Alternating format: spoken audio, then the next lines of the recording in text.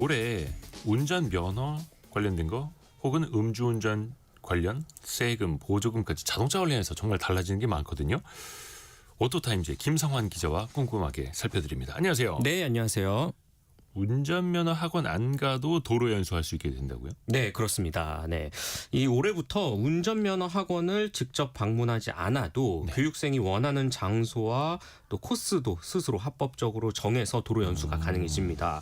관련 제도를 개선해서 학원이 정한 코스를 벗어나서 주거지나 직장 인근 등 희망하는 장소에서 예행 연습을 할 수 있게 됐습니다.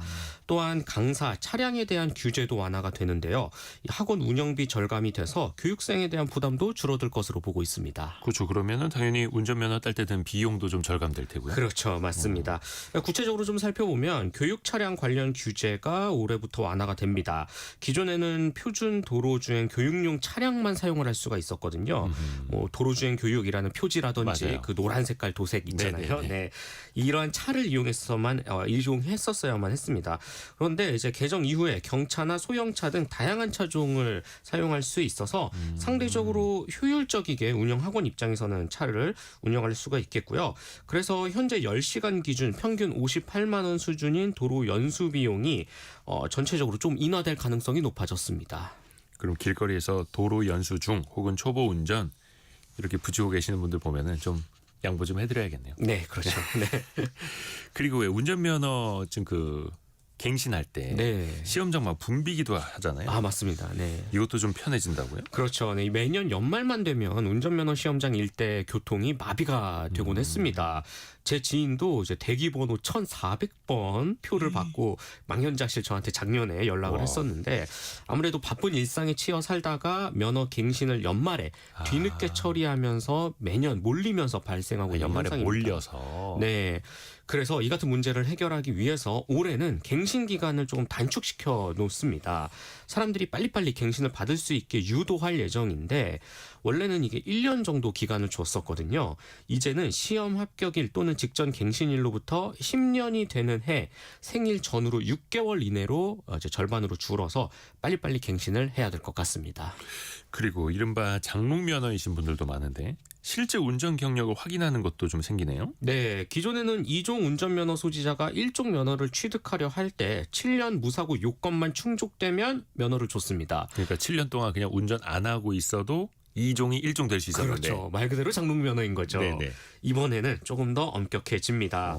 자동차 보험 가입 증명서 등에서 실제 운전 경력을 입증해야만 1종 면허 취득을 위한 적성 검사 기회를 주어집니다. 그러니까 실제 운전 경력이 오랜 시간 없는데도 무운변할 면허를 주는 거를 막기 위한 하나의 과정이다라고 볼 수 있겠고 2종이 1종 되는 걸. 그렇죠. 일단 도로 위 안전을 위해서도 기존의 판단은 옳지 않았기 때문에 더 엄격하게 이제 관리하고 면허를 주겠다라는 거 여론이 매우 긍정적인 반응으로 이어지고 있습니다. 사실 뭐 2종만 있어도 승용차만 운전하시는 데는 또 불편함은 없으니까요. 네. 그리고 그 개별 소비세가 사실 자동차 가격이 비싸다 보니까 이게 영향이 좀 있지 않습니까? 네. 개별 소비세 인하 조치 경기 안 좋을 때 항상 하고 있는데 이것도 연장된다고요? 네, 원래는 지난해 말 종료 예정이었는데 소비 진작을 위해서 올해 6월 30일까지 6개월 더 연장하기로 했습니다. 기존의 5%인 자동차 개별 소비세율이 현재 3.5% 인하된 세율 적용되고 있거든요. 이게 쭉 6개월간 유지가 된다라고 보면 될 것 같고요. 감면 한도는 100만 원인데 여기에 개별 소비세와 연동돼서 산정하는 교육세, 부가가치세 등을 모두 포함하면 최대 143만 원 절감 받을 수 있습니다. 그리고 또 왜 연초되면은 전기차 올해 예상 어떻게 되나 보조금 얼마 받을 수 있나. 요즘 많이 중요해졌더라고요. 네. 특히 왜 하반기 연말로 가면 그 관련된 예산 소진될 수 있잖아요. 네. 올해는 어떻습니까? 네, 일단 전기, 수소차, 이 친환경차 구매 보조금 단가가 이제 동일하게 지난해랑 동일하게 책정이 됐습니다. 그래서 전기차의 경우 한 대당 승용차 기준 300만 원, 버스 일반 버스는 한 7천만 원, 화물차 1억 원 수준이고요. 수소차는 조금 더 높죠. 승용차가 2,250만 원, 시내버스와 광역버스가 이제 2억 원대에 육박합니다. 특히 올해 새로 생긴 추가 보조금이 있는데요. 네. 휘발유차 등 내연기관 차를 폐차하거나 이제 폐차하고 나서 전기차로 교체할 경우 보조금을 100만 원 더 추가로 주기로 했습니다. 네, 전기차 확대를 위한 정부의 의지 차원으로 볼 수 있겠습니다. 오래된 차, 내연기관차 폐차하고 전기차 사면은 보조금 최대 100만 원 추가로 준다. 네. 그리고 그 대중교통 이용하는 분들한테 또 꽤 괜찮은 카드 있었잖아요. K패스 같은 것도 그렇고. 네. 근데 이번에는 모두의 카드가 도입된다고요? 네, 조금 더 이 대중교통 이용 확장을 위한 정부의 또 다른 의지로 볼 수가 있겠는데 네. 기존 K패스가 월 15회 이상 대중교통을 이용하면 이용 금액의 일정 부분을 돌려주는 방식이었습니다. 네. 그런데 이번에 새로 도입된 모두의 카드의 경우에는 일정 기준 금액만 초과하면 사용한 교통비를 전액 환급해 주는 것이 핵심입니다. 여기에는 시내, 마을버스, 지하철은 물론 이제 네. 뭐 여러 가지 수도권, 광역, 급행철도, GTX 등도 전부 포함이 되고요. 그리고 구성은 크게 일반형과 플러스형 두 가지로 나뉩니다. 1회 이용 요금이 3,000원 미만인 대중교통을 이용했다면 일반형, 그리고 GTX 등과 같이 조금 더 비싼 3,000원 이상 요금의 대중교통 수단을 한 번이라도 이용한다면 플러스형이 기본 적용이 됩니다. 기존 K패스 이용자들은 별도의 카드를 새로 발급받을 필요가 없습니다. 아하. 네, 기존 카드 그대로 사용하면 될 것 같고 한 달 이용 실적을 기준으로 기존 환급 방식과 이제 모두의 카드 환급액 중에 조금 더 큰 방식이 자동으로 적용이 된다라는 점 기존 K패스 이용자들은 참고해 주시면 좋을 것 같습니다. 이렇게 해서 실질적으로 얼마를 혜택을 볼 수 있느냐? 네. 일반형 기준 한 62,000원, 플러스형은 월 10만 원까지 할인을 받을 수 있을 것으로 보입니다. 근데 이게 예전에 기후동행 카드랑 K패스 카드도 헷갈려서 한번 저희가 정리해드린 시간이 있었거든요. 네. 새로 나온 모두의 카드까지 이거 그러면은 어떤 게 더 나은지 상황별로 좀 정리를 좀 해주세요. 네, 뭔가 여러 개가 막 동시에 나오니까 좀 어렵기도 하잖아요. 제가 쉽게 설명을 드리면 내가 서울 시내에서 자주 이용한다 하면 혜택이 큰 기후동행 카드가 유리합니다.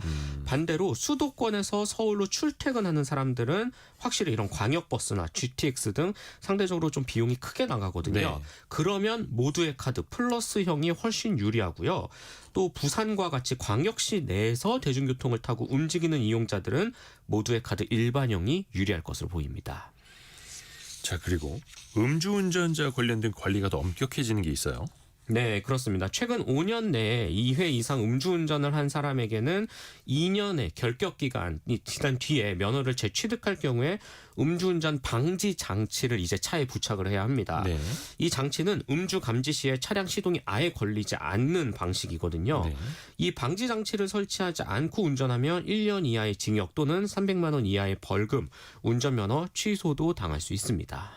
아니 그런데 이미 상습적으로 음주운전을 한 사람들 나중에 차 사면은 음주 시에 시동이 걸리지 않도록 하는 장치를 다는데 네. 안 달면은 1년 이하 징역 또는 300만 원 이하의 벌금이에요. 네. 좀 약하지 않습니까? 맞습니다. 300만 그래서 조금 더 이 처벌 수준을 높여야 된다라는 의견도 많고요. 예. 그리고 궁극적으로 음주운전 방지 장치를 어떻게 설치하고 확인을 할 것이냐라는 부분에 대해서도 솔직히 좀 제도적 그리고 이런 물리적으로도 좀 논의가 좀 더 필요하지 않나라는 생각이 듭니다. 일단은 그래도 올해 강력히 뭐 정부에서 그리고 경찰청에서 이 시행 의지를 밝혀왔기 때문에 저도 후속 취재를 통해서 좀 더 구체적으로 알려드리겠습니다. 그럼 나중에 세 번째, 네 번째 음주운전이 걸리고 나서야 그때 이거 방지 장치 안 달았다. 그때야 할 수 있게 되지 않을까 좀 그렇습니다. 전혜원님이 그 음주운전 처벌을 강화했으면 좋겠는 게 단순히 징역 몇 년 몇 개월 집행유예 몇 년 이런 얘기 때문에 화가 너무 납니다라고 보내주셨고 다른 나라는 음주운전자 표시를 내기 위해서 아예 적색 번호판을 다는 경우도 있다라고 또 알려주셨고 강력하게 해야죠. 또 음주운전뿐만 아니라 약물 운전에 대한 처벌도 강화됩니까? 네, 또 최근에 사회적으로 이슈가 되는 게 바로 이 약물 운전에 대한 사고 그리고 또 피해가 크잖아요. 뭐 프로포폴이나 졸피뎀 등 항정신성 의약품에 대해 이제 취해서 이제 운전을 하다가 사고를 내는 경우 조금 더 징계 수위가 강화가 됩니다. 약물 운전 적발 시 5년 이하의 징역 또는 2천만 원 이하의 벌금으로 상향이 됐고요. 약물 측정에 불응할 경우에도 5년 이하의 징역 또는 2천만 원 이하의 벌금에 처해진다라는 조항도 올해 새로 신설이 됩니다. 그러게요. 그래서 이거 몸이 안 좋으신 분들도 약 드시고 나서 운전을 할 때 과연 운전할 때 문제가 될 수 있지 않을까 의사분들한테도 꼭 한번 여쭤봐야죠. 네. 오토타임즈의 김성환 기자 함께했습니다. 고맙습니다. 네, 감사합니다. 벌써